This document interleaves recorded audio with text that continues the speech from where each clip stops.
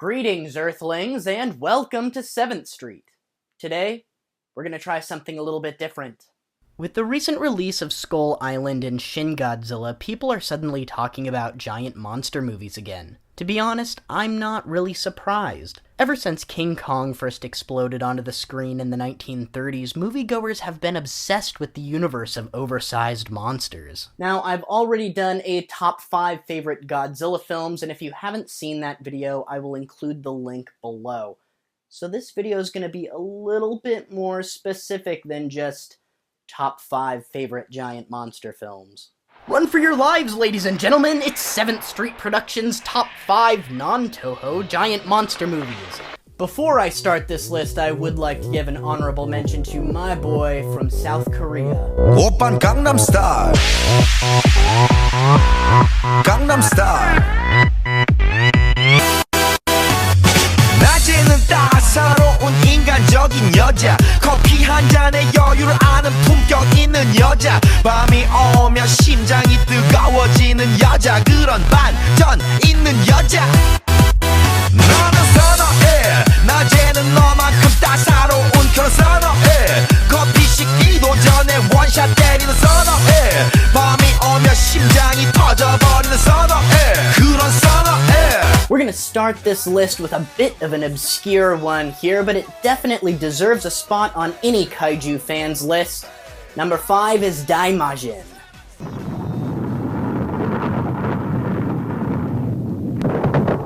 Daimajin, the great demon god. The story of a giant stone statue monster that comes to life to protect the residents of a small town from a band of evil samurai. What else can I say? The effects are extremely well crafted, and the score is done by Akira Ifukube. This is a must for any giant monster enthusiast.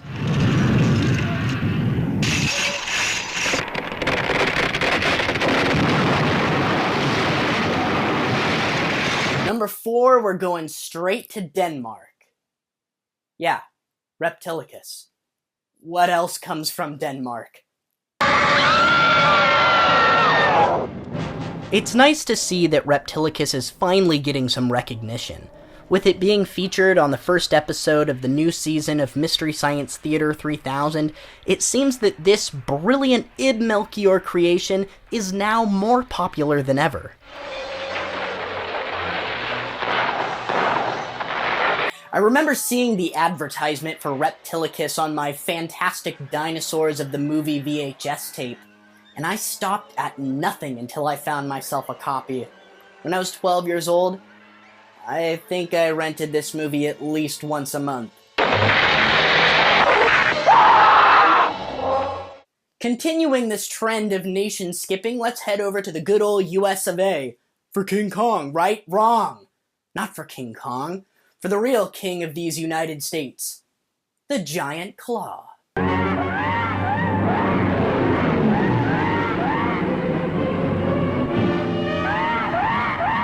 Fuck you if you don't love The Giant Claw. This is a perfect example of a B-monster movie from the 50s. It has a cast of fairly well-known actors, honestly turning out decent performances, only to be upstaged by this goofy-ass monster puppet. It features a monster with an absurdly overcomplicated origin story. That bird is extraterrestrial.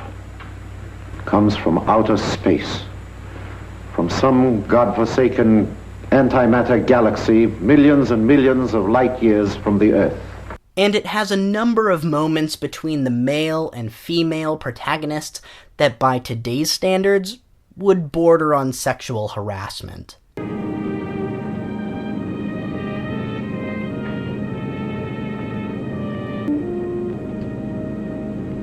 The case you take is better than you give. He may work for the government, but man, he kind of makes his own rules. So does a 3-year-old child until his mother spanks him.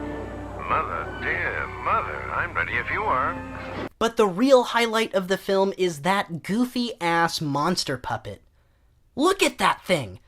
Did they really think that this was going to go over well? Legend has it that Ray Harryhausen was slated to do the special effects on this film, But at the last second, the producers decided to save money and outsourced the job to a low-budget Mexican effects studio. I guess some things never change. Number 2 is arguably the best monster movie to ever come out of the 1950s. Nature, mad, rampant, wrought its most awesome creation. For born in that swirling inferno of radioactive dust were things so horrible, so terrifying, so hideous. There is no word to describe them. What else can I say about the movie then that hasn't already been said 100 million times? This Warner Brothers extravaganza is constantly being referenced by sci-fi enthusiasts, and for good reason. This movie is a classic in every sense of the word. It was nominated for an Oscar, for God's sakes! The plot here is pretty damn simple. Atomic tests in the New Mexico desert cause common household ants to mutate into giant man-eating monsters. The desert erupts with a grim battle for survival. Here is a fear-frenzied moment of suspense. I'm sure you all know what movie franchise belongs at the number 1 spot. No, not King Kong. The savior of the earth.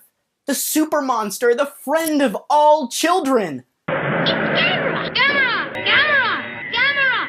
Gamera! Gamera! Gamera! Gamera! Gamera? Gamera's the friend of children. That's right. The best non-toho giant monster movie is actually a series of movies. The Gamera series of movies. More specifically, Gamera vs. Giron, just because that one's my favorite. If you don't know who Gamera is, first off, how the hell did you find my YouTube channel?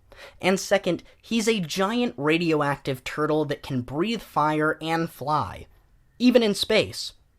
Yes, he's a giant radioactive turtle that can breathe fire and fly in space. Gamera movies are like if the filmmakers that made Godzilla movies spent half their budget on some of the most high-grade weed available, then shot the movie in half the time that they had scheduled. The best part about the Gamera movies are how outlandish they are. They're obviously not taking themselves too seriously. They're made for kids. And you know, there's just something about them that appeals to the kid in me. If you only get the chance to see one of them, I highly recommend Gamera vs. Giron. It's got Kool-Aid monster blood, kaiju gymnastics, sexy cannibal aliens, projected fantasies about powdered donuts, and corn job. Who doesn't love corn job? It's all right. My glasses keep slipping when I get excited. Well, there you have it. There's 7th Street Productions' top 5 non-toho giant monster films. Have a suggestion for a movie we should review? Make sure you leave a comment below and subscribe. I see. Yes, but if you're naughty, you know what I'm going to do with you two mischief makers? I'm going to shave your heads.